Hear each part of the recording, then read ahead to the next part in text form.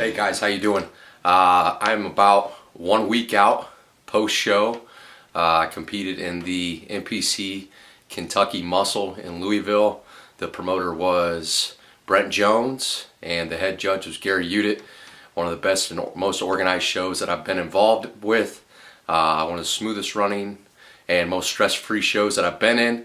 Probably overall the most successful prep that I've gone through. And now I'm in that process of transitioning from prep into an off season. So I just kind of wanted to give you guys a little bit of idea about what I went through with prep, give you the overall scheme, but keep it very simple, and then give you guys an idea of what's going on now with me throughout the next 4 weeks to 6 weeks, so that you guys can maybe add it to your arsenal a little bit about what I've gone through. This is the 5th year I've competed in bodybuilding. I've done about 12 shows now. I feel like you never really get the perfect prep. Life and problems, injuries, and so on always arise, but you get a little bit better at being more prepared. Okay, so the first tip I can give you is to always have a plan. Have a plan going into the show. Be proactive and start your prep early.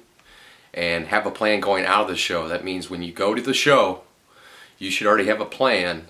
If you're not going to compete again, within the next week or 2 weeks or 3 weeks or 4 weeks, you need to have a plan about how you're going to transition into your off season, because you cannot just go from a 1,000 calorie diet, 2,000 calorie diet into eating whatever you want and expect to stay in shape while you train. You can't expect to stay healthy. You can't expect to stay as strong as you were in your off season. So you have to pyramid out of that.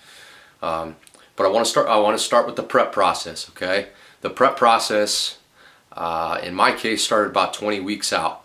Now my diet was around 4,000 calories, and then getting in the 20-week period, myself and my coach John Meadows, we together would back calories off slowly in a very conservative manner, with the combination of very high intensity training and cardio.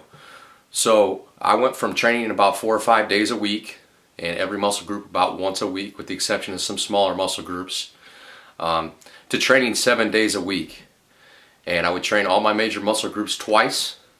I would train my calves 3 or 4 times a week, and I would train my abs every day, as I do all year round. I'm not saying that you guys have to do that, but it's something that has worked for me. I feel like as you get into show time, it's important that you continue to train very intensely and very often to help mature that muscle, to help burn calories, to keep stimulating your nervous system and things of that nature. So we went into a 7-day program. We went right into a cardio program at 20 weeks out. I had been doing high intensity training on cardio, like prowler movements, stair intervals, sled pulls, and so on in my off season, all built toward gaining mass but not necessarily burning a lot of calories. Well, that changed when I got into prep. The aim was to burn a lot of calories but maintain leg thickness. Okay, so I did something a little different in the past. I had been on the stairs a lot. I had been on the incline treadmill a lot, and I'd done high intensity training intervals. They seemed to really flatten me out. I have an ectomorphic build, and I get wiry very easy. My metabolism gets stimulated very easily. I burn calories very fast, so as my calories come down, I lose weight very quickly. I don't hold on to water very much, so it's hard for me to stay full. So I resorted more toward outdoor cardio. Okay, I did a lot of walking.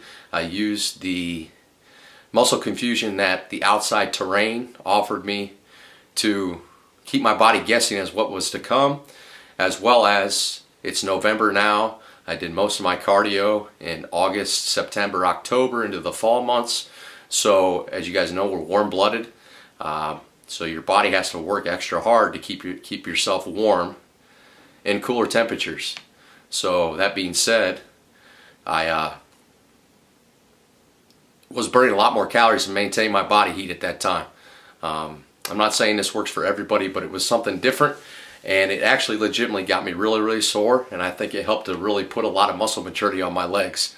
My cardio started out about 45 minutes when we first started, and it migrated into a couple sessions that would total about 90 to 100 minutes going into the show. And that was just because I had some stubborn fat. I had gotten bigger than I ever had in my off season. As we went through prep, we took my carbohydrates drastically low. They were about 300 calories in the off season, and they got as low as about 40 to 45 grams of carbohydrates each day in my last couple weeks of prep. So we used high protein and moderate fats, essential fats, to help fuel my system. And then once those were burned, my fat storage, oxidizing fat cells and so on, was used for energy. And we did not use carbohydrate as an energy source. We just used it as a macronutrient to stimulate my system, to keep my metabolism from crashing. Okay, so the preparation was high intensity cardio, outside, a lot of it, every day, training 7 days a week, every day, most body parts twice a week. Okay, I would do arms once a week. I would do calves 3 to 4 times a week. When I got to 3 weeks out, I did calves every single day to keep them pumped up, to keep them full, to keep giving them nutrients, because they are a weak body part of mine. I did abs every single day. I do them year round. Okay, and then other than that, the diet, gradually bringing it down, being very, very conservative with it, not trying to stray too far outside the plan that John and myself had made. We came in with a really good look. I was really conditioned. I was not the fullest and leanest guy, or I was not the fullest and most muscular guy on stage, but I was definitely one of the most leanest in the entire show.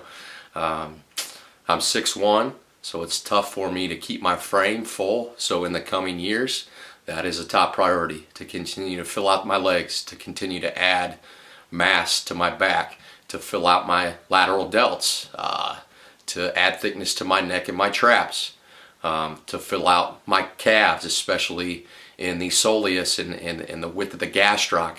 All these things is just going back to the days of the golden ages that Arnold used to talk about, being an artist, taking a couple pieces of clay and slapping it here. You just learn that you're going to have some areas that are going to be stubborn. My stubborn problem with my body is just the fact that it's lean, but it's also got to be muscular. Okay, so competed last week. Okay, very low in calories.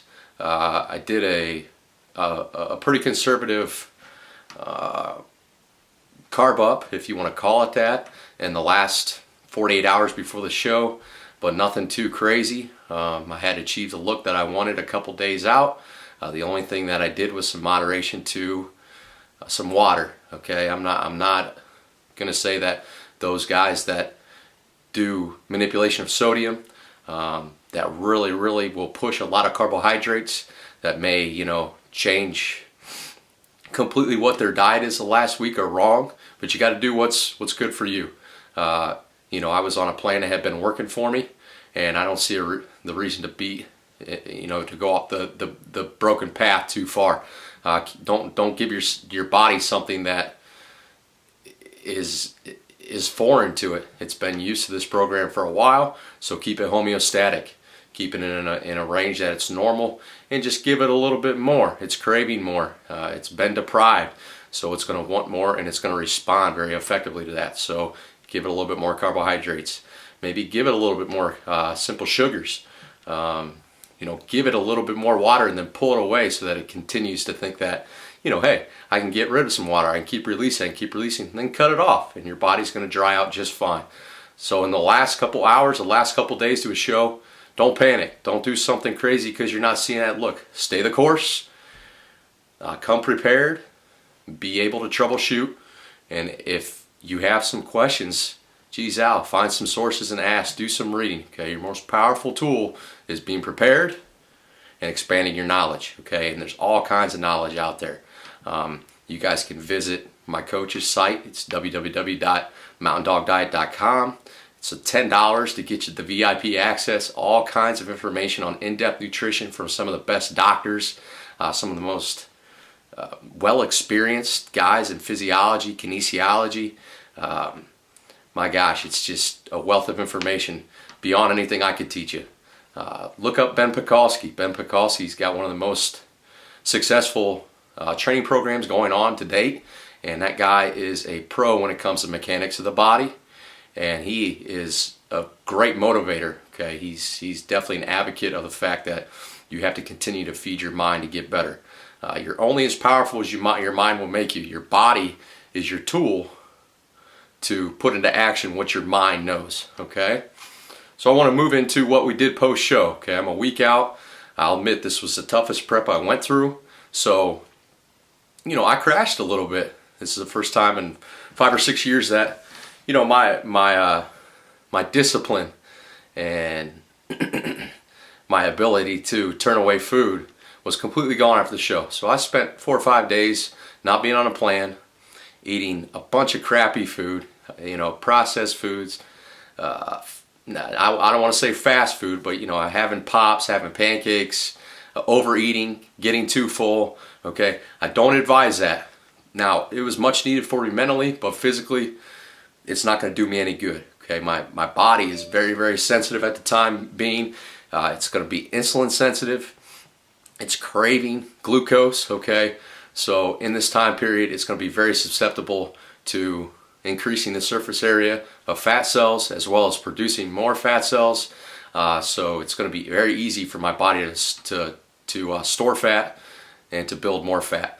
So the idea right now is to go into a transition period where each week I put 500 calories around in that range into the diet. I implement 500 calories each week for 4 weeks.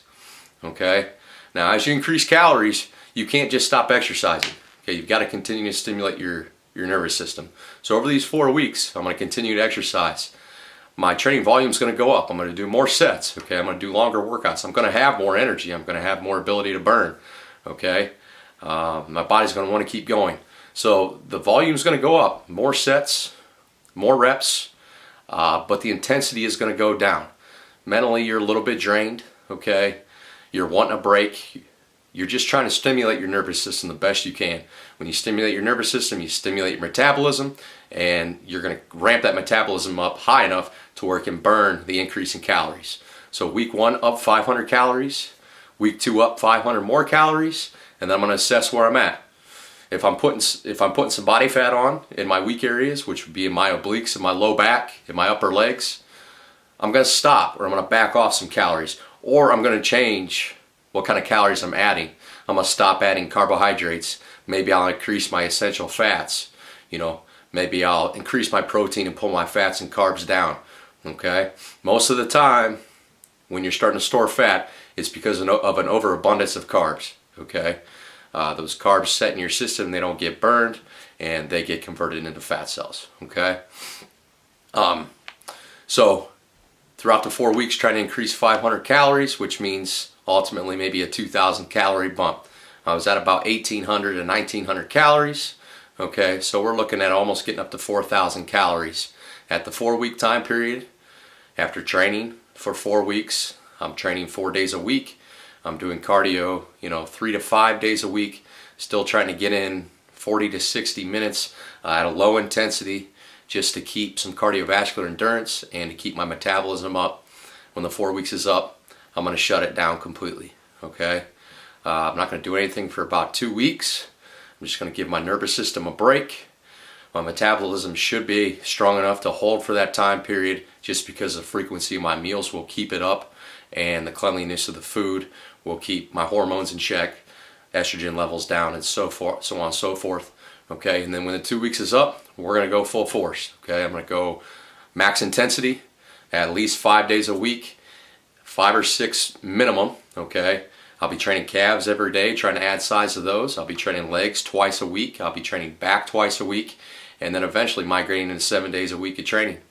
Okay, if you guys master the idea of intra-workout nutrition, you'll find that you can train every day of the week at max intensity. So I advise you guys to really expand your knowledge on that. Okay, John calls it the peri-workout cycle. I was unaware of it until I spoke to him.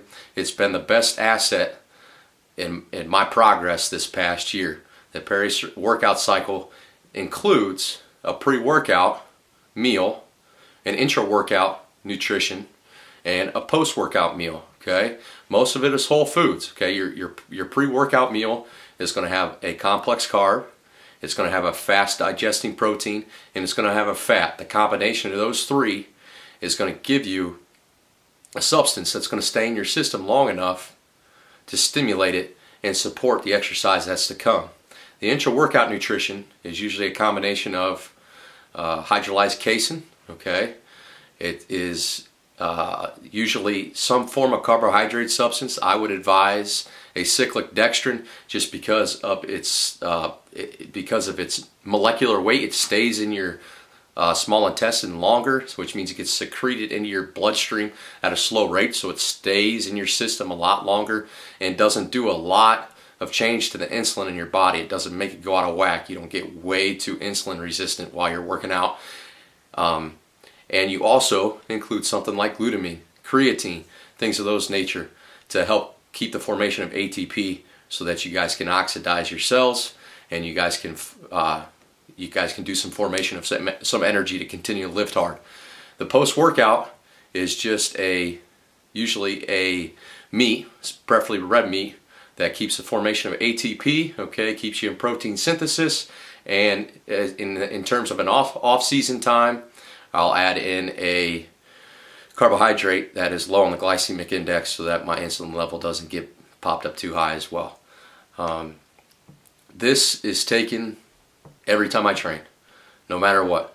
No matter when I work out, I pick that up and I plug it in when I'm working out. If I work out in the morning, the first thing I have in the morning is not meal one, it's my pre-workout meal. Okay? If I work out in the evening, usually my last meal of the day will be my post-workout meal. Okay? So you guys need to have that peri-workout nutrition in your diet. It will help you not only train hard, but it will help you recover. It'll help you stay anabolic. It will help keep your cortisol levels down. Okay? It will help prevent your cells from getting too much stress under exercise. Okay, it will immediately put you in an anabolic state to where while you're working out, you're already rebuilding muscle. Okay, and I guarantee that if you guys get this peri-workout cycle down, you guys will not be quite as sore each day as you were before. Okay, so that's just some ideas that I put together. I know I puked out a bunch of information at you. Okay, I'm going to have more videos to come, but I just wanted to give you guys an idea of what I'm going through, going into a show and coming out of a show. Look for some videos on my training to come. Okay, I'll be training with John Meadows here shortly. Don't be afraid to follow me on Instagram. My name is @BombFlex, so it's BAHMFLEX.